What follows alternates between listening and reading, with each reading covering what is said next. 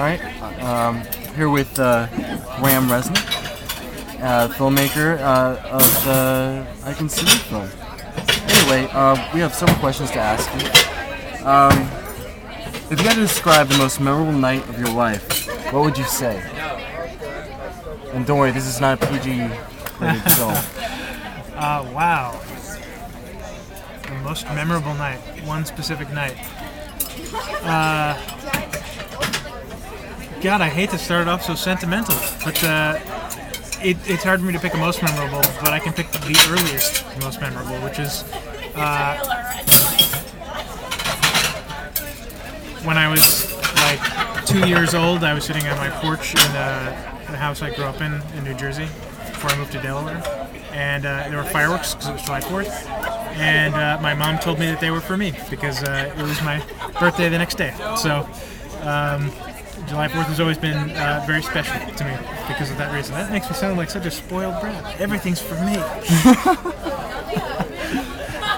Okay, so let's go to the next one. All right. If you had to name the one most important ingredient of human beauty, what would you say it is? Of human beauty? Yeah. Curiosity. Oh, I like that one.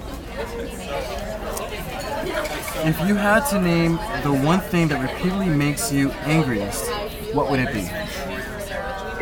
Lack of curiosity. Okay.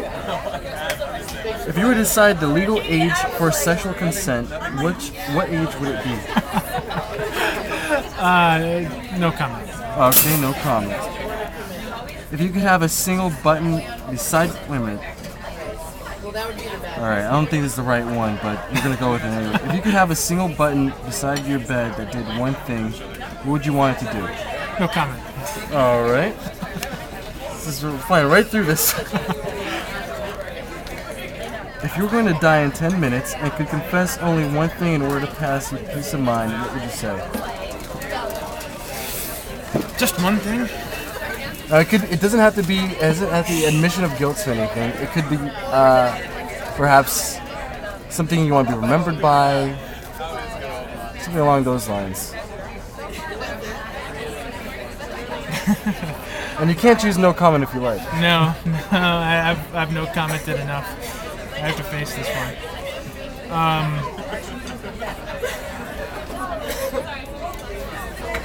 I wish I was a better student in college.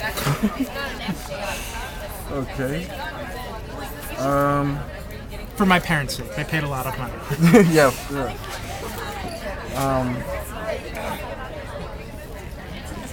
Alright, we're gonna skip that one. That one's silly. Let's see.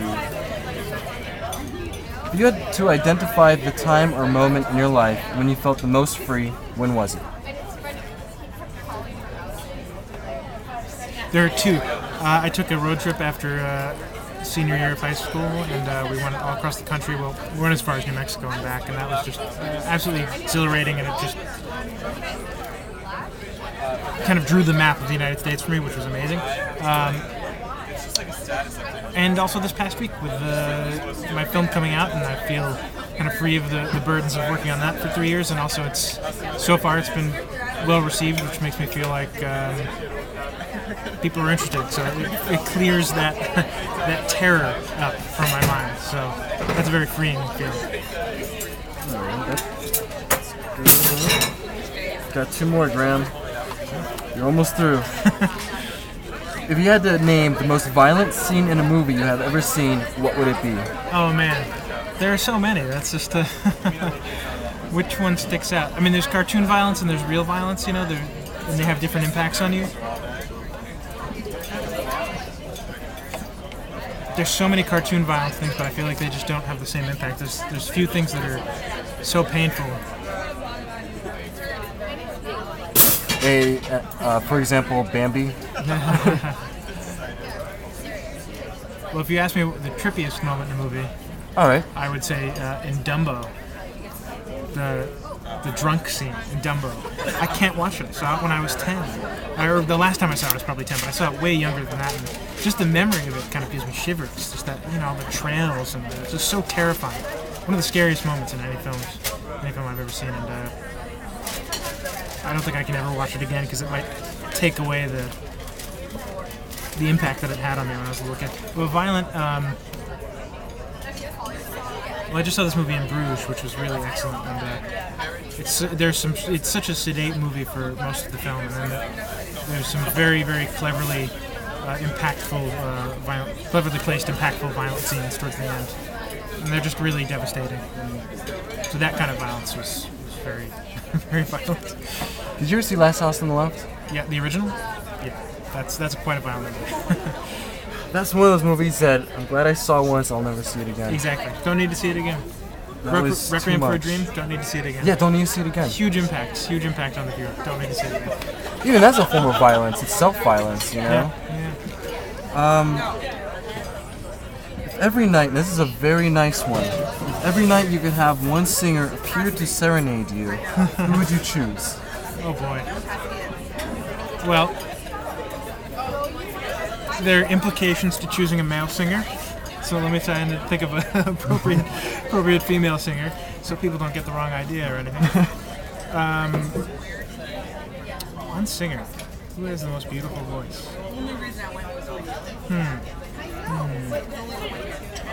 I listen to so much music, and I'm at a loss for words for this one. To be serenaded to sleep, because I feel like it's such an active experience listening. I don't think I'd want to go to sleep after listening to anyone sing to me.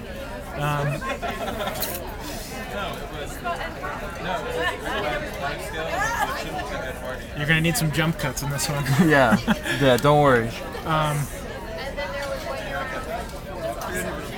Who should I pick? There's a girl in a dress climbing up a ladder up there. Are you serious? Yes, it's really happening. And there's a guy too. Jeez. I'm sorry, everyone. I was a little bit distracted. You can't take your time on this one. I appreciate it. There's so many to choose from. You want to pick three? It'd be like your three fates singing to you to sleep.